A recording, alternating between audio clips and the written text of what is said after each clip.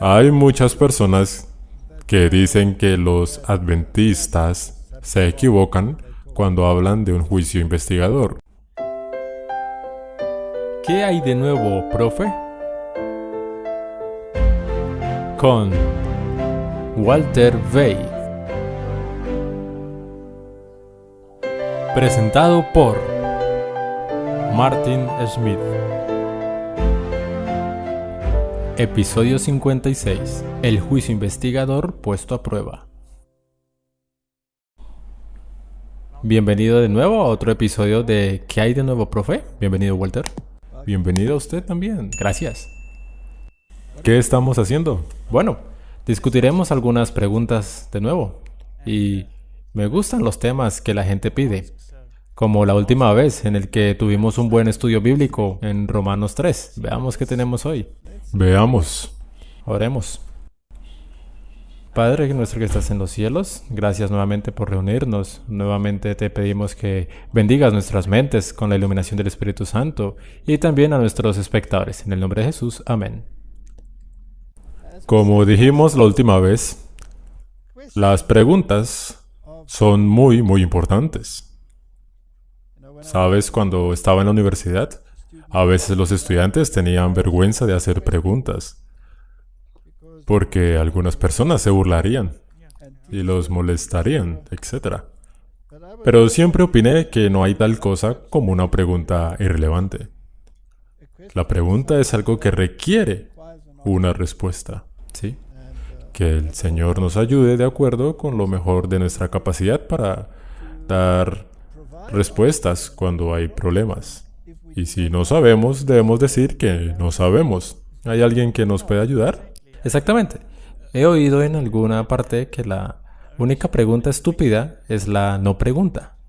Correcto. Esa es una muy buena manera de decirlo. Aquí hay una pregunta que se nos ha presentado. Hay un versículo en la Biblia que dice: cuando Jesús murió, fue a predicar a los que murieron en el tiempo de Noé. ¿Qué significa esto? Verás, en los credos de las iglesias tenemos la declaración ascendió al infierno. Pero por supuesto, esta palabra en la Biblia, infierno, es en realidad tumba. Sí. Así que si tienes un concepto diferente del infierno como un lugar donde van aquellos que no mueren en una posición correcta para con Dios, entonces puedes desarrollar esta confusión. Y hay algunos versículos que parecen indicar que esa es la forma en la que deben interpretarlo. Los versículos a los que se refieren están en Primera de Pedro, capítulo 3. Leamos lo que dice aquí. Porque también Cristo padeció una sola vez por los pecados, el justo por los injustos. Aquí vemos el plan de salvación nuevamente. Para llevarnos a Dios, siendo a la verdad muerto en la carne, pero vivificado en espíritu. Entonces esto es solo la declaración de que Cristo murió por nuestros pecados, que resucitó de entre los muertos, en el cual también fue y predicó a los espíritus encarcelados, los que en otro tiempo desobedecieron, cuando una vez esperaban la paciencia de Dios en los días de Noé, mientras se preparaba el arca, en la cual pocas personas, es decir, 8, fueron salvadas por agua. Analicemos esto cuidadosamente. Se está refiriendo al Espíritu. Vivificado en Espíritu. Resucitó de entre los muertos, ¿no? Ahora, por el mismo Espíritu, también predicó a los espíritus que están en prisión. La Biblia llama a la tumba una prisión, por lo que estas personas están muertas y el Espíritu Santo estuvo activo entre ellos también. Los que en otro tiempo desobedecieron cuando una vez esperaba la paciencia de Dios en los días de Noé, mientras se preparaba el arca. Ahora, la pregunta aquí es: ¿acaso Dios trabajó en esos hijos de desobediencia en el tiempo de Noé a través del Espíritu Santo? ¿Sí o no? Sí. Absolutamente. Leamos esto de esta manera.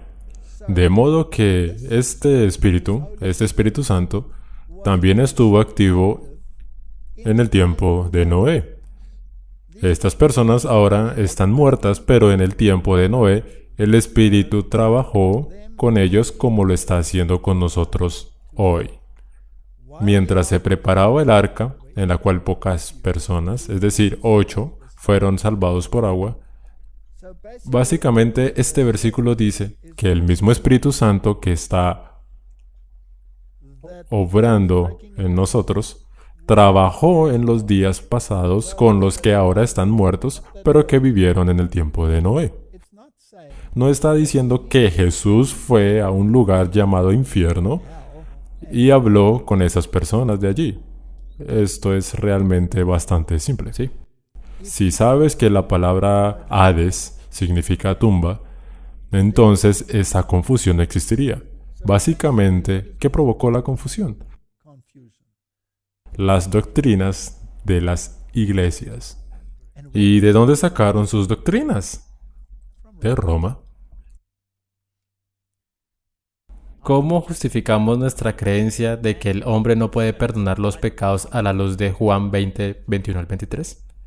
Estos versículos dicen básicamente que a quienes remitiréis los pecados les son remitidos, y a quienes se les retuviereis les son retenidos. Vayamos a algunos versículos de la Biblia para tener algo de claridad aquí. Lucas capítulo 5 versículo 21 dice: Entonces los escribas y los fariseos comenzaron a pensar, diciendo: ¿Quién es este que habla blasfemias? ¿Quién puede perdonar pecados sino solo Dios? En otras palabras, era de conocimiento común en aquellos días que solo Dios perdonaba los pecados. Y debido a que Jesús le había dicho a esa persona que él sanó, tus pecados te son perdonados, esto se consideró una blasfemia. La conclusión es que solo Dios puede perdonar los pecados. A la luz de esto, tenemos que interpretar los otros versículos. Pablo aborda este tema y dice: ¿O no sabéis que hemos de juzgar a los ángeles? Por lo tanto, ¿no es posible que juzguéis las cosas sencillas que suceden en una iglesia? Lo que Jesús estaba diciendo es que si la iglesia juzga un asunto simple, digamos que un hombre es sorprendido en adulterio, entonces la iglesia tiene el derecho de juzgar y decir que este individuo está bajo censura, porque ha transgredido la ley. Y si no se arrepiente, si no se disculpa y vuelve a estar en armonía con los principios de Dios, permanecerá excluido. Digamos que se mudó con alguien mientras estaba casado. Entonces está viviendo en transgresión. Y la iglesia, conociendo las normas, dice: disculpe, estás bajo censura. Luego, si él hace las cosas bien y se arrepiente, la iglesia lo aceptará. Dios reconocerá esa censura como un acto correcto. No significa que el pecado de ese individuo es perdonado por la iglesia. Significa que tiene la capacidad de juzgar un problema y hacer recomendaciones basadas en los principios de la ley de Dios. Eso es todo lo que significa. Por favor, establezca un argumento sólido para la doctrina del juicio investigador solamente de la Biblia. Hay muchas personas que dicen que los adventistas se equivocan cuando hablan de un juicio investigador. Las palabras juicio investigador no aparecen en la Biblia, pero eso no significa que el principio de un juicio investigador no aparezca en la Biblia. Cualquier tribunal de justicia tiene varias fases de actividad. Cuando un caso es presentado ante un juez, primero hay una discusión acerca de si la persona es inocente o no. En otras palabras, hay una investigación. Sí. Sí. Puede que no lo llames así, pero eso es en realidad lo que ocurre. De eso se trata un caso judicial. Y una vez que se haya llevado a cabo la investigación, puede producirse un pronunciamiento de sentencia.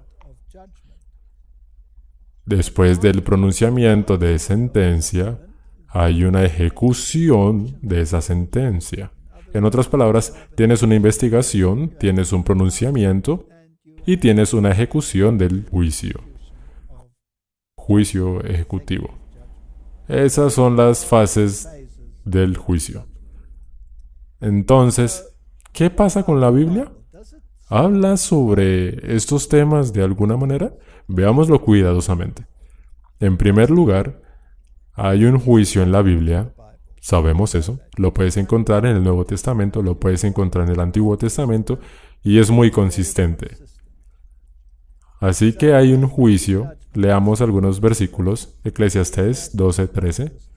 El fin de todo discurso oído es este: teme a Dios y guarda sus mandamientos, porque esto es el todo del hombre.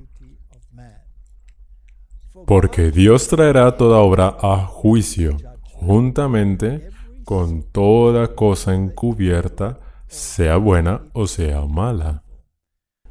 Entonces habrá un juicio, ¿no es así? Definitivamente. ¿Y quién es el que está juzgando aquí? Dios. Dios. En segundo lugar, el juicio es para todos los hombres. Romanos 14, versículo 10. Pero tú, ¿por qué juzgas a tu hermano?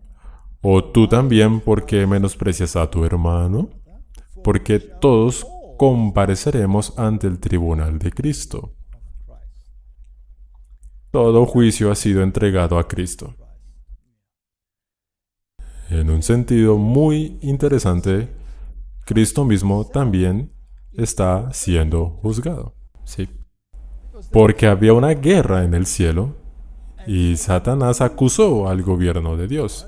En otras palabras, él acusó a Jesucristo de práctica injusta, dado que él fue eliminado del cielo y, sin embargo, Adán y Eva tenían redención. Así que Cristo y su justicia, sus acciones correctas, también están en cierto sentido siendo juzgadas. El tercer punto es que el juicio será para justos y para malos. Eclesiastés 3:17. Y dije yo en mi corazón, al justo y al impío juzgará Dios. Porque allí hay un tiempo para todo lo que se quiere y para todo lo que se hace. Así que estarán justos y malvados. Jesús los refiere como a las ovejas y a las cabras, los peces buenos y los peces malos. Habrá una separación. Hemos establecido que hay un juicio. El juicio será para los justos y para los malvados. Nadie está excluido. Todos estaremos ante el tribunal de Cristo. Pablo lo dice bastante claro. No puedes, como ser humano, determinar los motivos del corazón. Deja eso a Dios. Deja eso a Dios. Ahora, el cuarto punto es que habrá una investigación, ya que los libros de registro se abrirán. ¿Sí? Daniel capítulo 7, versículo 10. ¿Sabes? Podemos leerlos aquí, pero también podemos ir a la Biblia. Genial. Siempre me gusta ir a la Biblia directamente. Y podemos mirar el libro de Daniel. Y podemos ir a Daniel capítulo 7. Y es interesante que en el capítulo 7, él describe estas criaturas, estas bestias que surgen, estos reinos que surgirán. Y desde el versículo 9 tenemos un nuevo párrafo y dice: estuve mirando hasta que fueran puestos tronos y se sentó un anciano de días, cuyo vestido era blanco como la nieve y el pelo de su cabeza como lana limpia. Su trono llama de fuego y las ruedas del mismo fuego ardiente. Un río de fuego procedía y salía delante de él. Millares de millares le servían y millones asistían delante de él. El juez se sentó y los libros fueron abiertos. Ahora, Martín, ¿dónde toma lugar esta escena? En el cielo. Toma lugar en el cielo y los libros se están abriendo. Ahora, ¿qué libros son estos? Hay varios libros mencionados en la Biblia. El libro de la vida. Sí. Por cierto, ¿quién está escrito en el libro de la vida? Cada persona. Cada persona está escrita en el libro de la vida. Así que Cristo murió por todos, pero ¿puede tu nombre ser eliminado del libro de la vida? Desafortunadamente sí. Desafortunadamente sí. ¿Y en qué será basado eso? En sus decisiones y acciones. Sí. Correcto. Yo entonces miraba a causa del sonido de las grandes palabras que hablaba el cuerno, miraba hasta que mataron a la bestia y su cuerpo fue destrozado y entregado para ser quemado en el fuego. Mientras que la escena tiene lugar en el cielo, se están diciendo grandes palabras aquí abajo. Y él mira a través de la corriente del tiempo hasta que esa entidad será destruida. ¿Sí? Así que básicamente Daniel 7 nos habla de una escena de juicio que tiene lugar en el cielo. Y los libros se están abriendo. Ahora, ¿cuál sería el propósito de abrir libros? Para mirarlos, observarlo, leerlo, ver de qué se trata. E investigar si alguien está en el libro de la vida o no. Hay hechos de tal naturaleza que no estarán tachados en el libro de la vida, tenían fe, etc.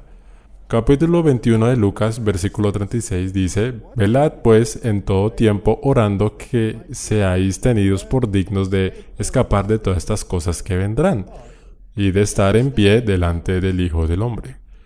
En otras palabras, llegará el momento en que te presentarás ante el Hijo del Hombre y darás cuenta. Pero los libros ya han sido estudiados en el cielo antes de eso. Bien. El quinto punto es que habrá una declaración de veredicto, así que debe haber una investigación. Los libros fueron abiertos. Y cuida de cómo vives tu vida porque eventualmente te encontrarás con Cristo y te confrontarás con lo que se haya determinado a partir de esa investigación. Y luego habrá una declaración de veredicto. Y algunas personas dirán, cuando escuchen el veredicto: Señor, Señor, ¿no hicimos todas estas cosas maravillosas ¿En tu nombre? en tu nombre? Y él dirá: apartaos de mí. Luego hay una palabra interesante: practicantes de anomía, del griego desorden, contra la ley de Dios. No debemos olvidar esto. Apocalipsis 22:11 dice: el que es injusto, sea injusto todavía. Y el que es inmundo, sea inmundo todavía. Y el que es justo, practique la justicia todavía. Y el que es santo, santifíquese todavía. En otras palabras, cuando esa investigación haya llegado a su fin para toda la humanidad, entonces Dios demarca el límite y dice que de ahora en adelante los que fueron injustos sean injustos todavía, los que fueron justos sean justos todavía, y si Él es santo, permanecerá santo. Si Él es profano, seguirá siendo profano. En otras palabras, el tiempo de gracia ha terminado. Por lo que esto es un cierre final para toda la escena del juicio. Apocalipsis 22, versículo 12 dice: He aquí yo vengo pronto y mi galardón conmigo, para recompensar a cada uno según sea su obra. Esta es mi pregunta. Dice que vendrá pronto y su galardón con él. ¿Qué es esa recompensa? Bueno, será vida eterna o juicio eterno. Bien, Es el veredicto de todo el juicio investigador. bien. Entonces, esta decisión debe tomarse ¿cuándo? ¿Antes o después de que él venga? Antes. De lo contrario, no puede traer su recompensa consigo. No puede venir con la recompensa. Así que obviamente existe esta investigación, la declaración del cierre del tiempo de gracia, y luego cuando Él venga, su recompensa vendrá con Él. Ahora, en la resurrección, ¿Hay más de una resurrección? Sí. Sí, tiene la resurrección de los justos y el resto de los muertos no se despertará, ¿ok? Dice la Biblia. Y permanecieron en las tumbas. ¿Cuánto tiempo? Durante 1000 años.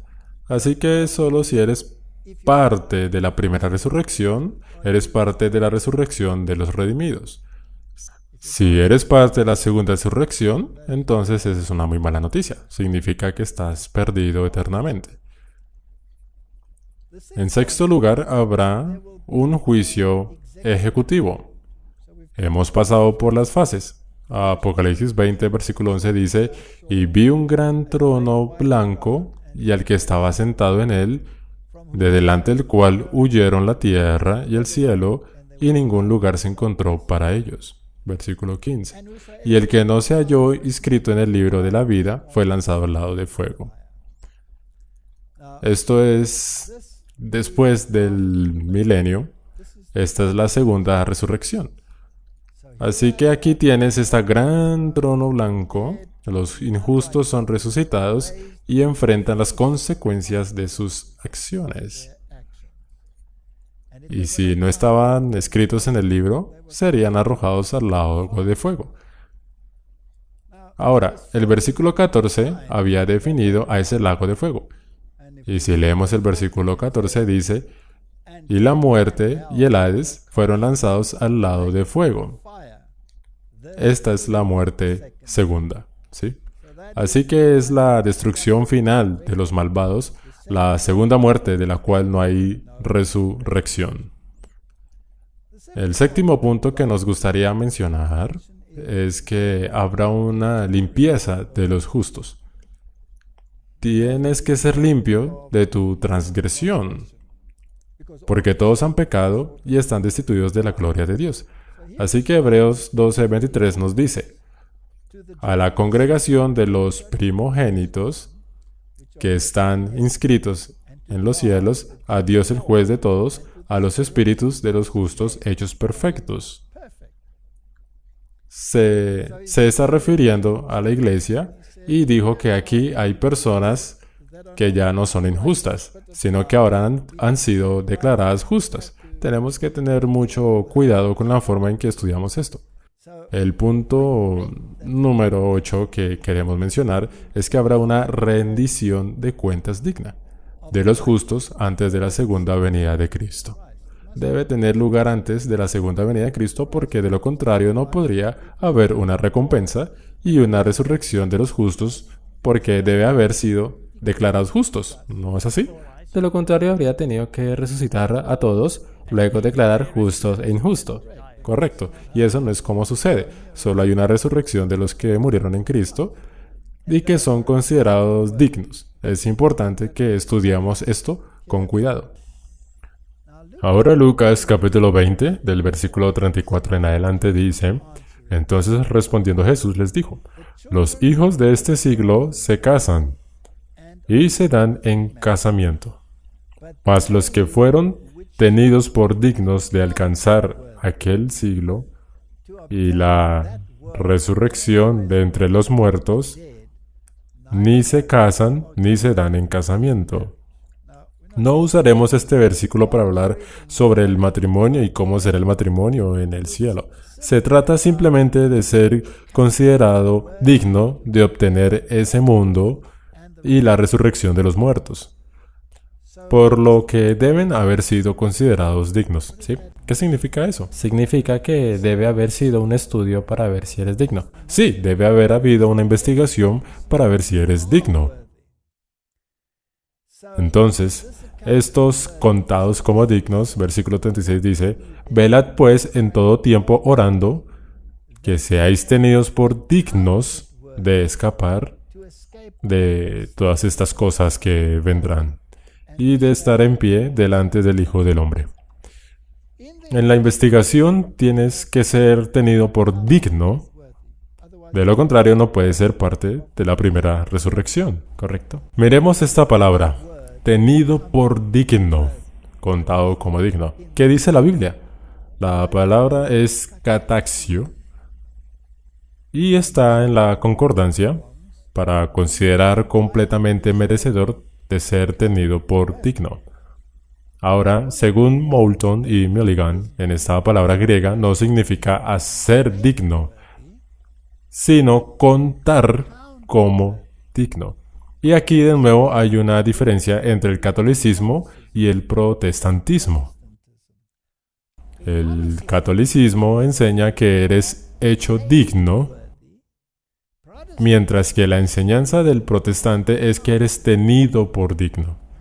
En otras palabras, es la justicia imputada e imparcial de la cual nos apropiamos por fe, lo que nos hace tenidos o contados como dignos. Por lo que el regalo es siempre un regalo del dador y no es algo que se alcance eventualmente. Se trata de una justicia ajena, imputada e impartida, por lo que ninguno puede presumir. De modo que espero que esto responda a la pregunta de si hay una investigación o si no la hay. Y ojalá que también responda que ese juicio investigador es anterior a la segunda venida de Jesús. Tiene que serlo, de lo contrario no podría haber resurrección de los justos ni ignorar a los injustos. ¿La personificación que hará Satanás de la segunda venida de Jesús ocurre antes o después del cierre del tiempo de gracia? ¿Tiene algún sentido engañar a las personas después del cierre del tiempo de gracia? No. No. Cualquier forma de engaño mediante el cual induzcas a las personas a seguir una enseñanza en particular debe tener lugar antes hasta el cierre del tiempo de gracia. Satanás se hará pasar por ángel de luz antes del cierre del tiempo de gracia. Y él usará palabras de Cristo mismo para llevar a las personas lejos de la verdad y de la ley de Dios. Y someter a través de su punto de vista y la gente será engañada por él. Pero los que conocen la Biblia sabrán que Jesucristo no vendrá de esa manera. Número 1. La Biblia nos dice que los justos se reunirán con Él en las nubes. En otras palabras, Él no tocará esta tierra con sus pies. Mientras que este impostor será visible de ciudad en ciudad, caminando sobre el suelo y sus palabras serán contrarias a la palabra de Dios. Por ejemplo, dirá que el día de reposo ha sido cambiado. Pero no hay ninguna declaración en la Biblia de que ese es el caso. Y no debe tomarse a la ligera. Lo hará de una manera que será muy difícil de distinguir. Tendrás que estar conectado a Dios y anclado a su palabra. Absolutamente, es un maestro del engaño y fue un mentiroso desde el principio. ¿Qué significa caminar en el Espíritu? Gálatas 5:16. Bien, en Colosenses 1:27 leemos: a quienes Dios quiso dar a conocer las riquezas de la gloria de este misterio entre los gentiles, que es Cristo en vosotros, la esperanza de gloria. En otras palabras, ¿qué significa caminar en el Espíritu? Significa tener a Cristo. Significa tener a Cristo en ti. ¿Y quién obra cuando Cristo está en ti? Él. Es Cristo quien obra en ti, que es la esperanza de gloria. Ahora, ¿puede Cristo estar en desacuerdo con sus propias enseñanzas? No. En otras palabras, ¿cuál es el criterio para determinar si alguien está caminando en el Espíritu o no?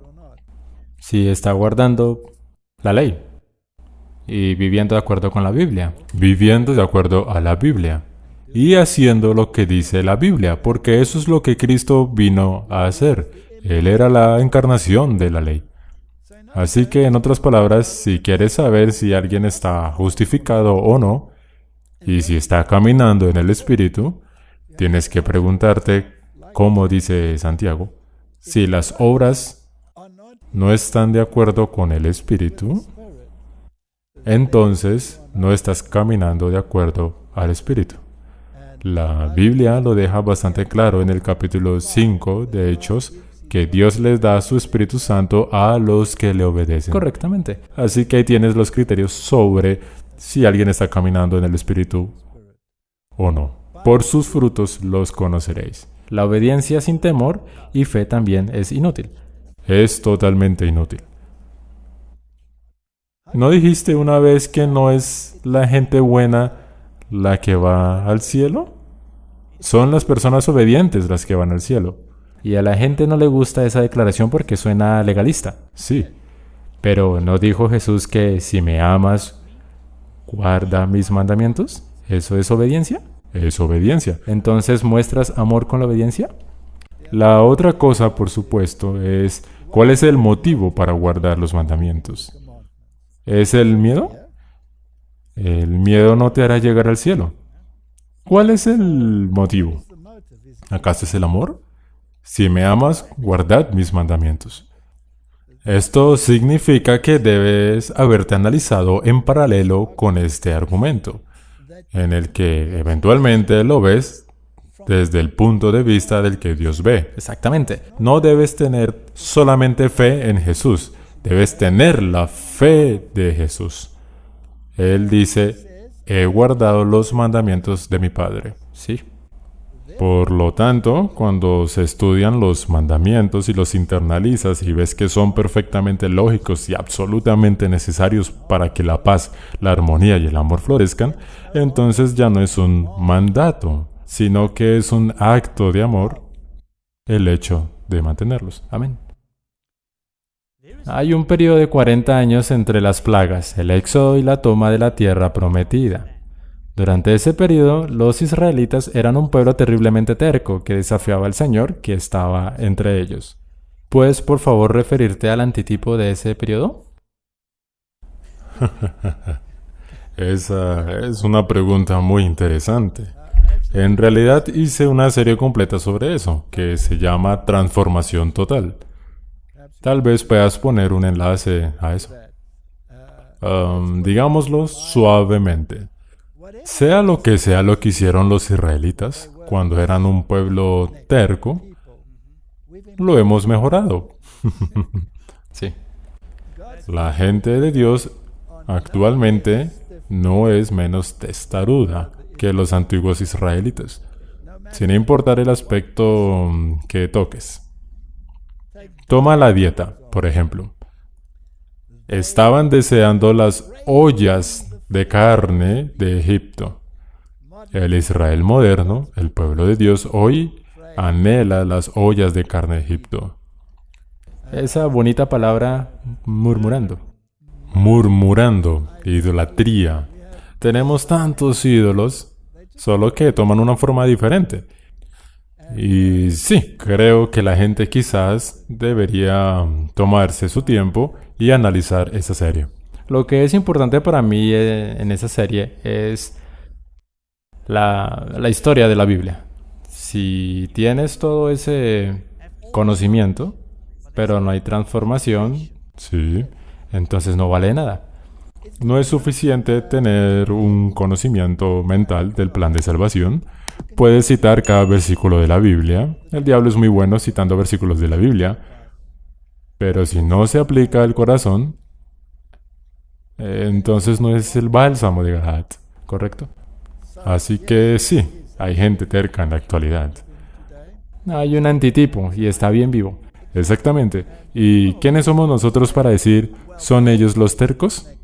Hay muchos aspectos en nuestras vidas en los que calificamos perfectamente como gente terca. Correcto. Por favor, ¿podrías hablar sobre el segundo gran éxodo y qué tan cerca crees que estamos de él? Bueno, ¿de qué se trataba el primer éxodo? Fue salvación de una esclavitud física. ¿Cuál es el segundo gran éxodo? Es salvación de la esclavitud espiritual, servidumbre al pecado. Hay un éxodo que tiene lugar en nuestra vida personal. Cuando aceptas el Evangelio, entonces hay un éxodo de la esclavitud del pecado hacia la salvación que te es ofrecida por Cristo. Esto se lleva a cabo a nivel individual. Pero luego también tienes una salvación corporativa. Así como los israelitas como nación fueron sacados de la esclavitud de Egipto, que sirvió como un tipo para que el pueblo de Dios al final saliera de esa esclavitud, saliera de Babilonia. En otras palabras, la esclavitud del pecado. Babilonia es confusión, sincretismo y mezcla de verdad y error. Dios dice que salgamos de ese lío porque se ha convertido en una casa de demonios, una casa de todo pájaro inmundo, detestable. Hay un falso Espíritu Santo que nos lleva a la rebelión contra la ley de Dios en lugar de estar en armonía con la ley de Dios. Salid de ella para que no seáis partícipe de sus plagas y no entréis en juicio. Y el juicio tiene una base, como hemos discutido en nuestro anterior programa, la cual es la ley. Sí, la transgresión de ella. Salid de ella, pueblo mío. Y ese llamado final, justo antes del cierre de la gracia, nosotros como pueblo de Dios estamos básicamente en Baal Peor. En ese gran momento en que esa apostasía final se lleva a cabo incluso dentro de la iglesia y hay una separación, una sacudida, incluso dentro de la iglesia. Y después de eso entraron en Canaán.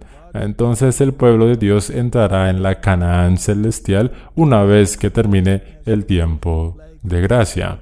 Las plagas hayan caído y Cristo haya venido a buscar a su pueblo. Por lo que hay un éxodo individual y un éxodo corporativo.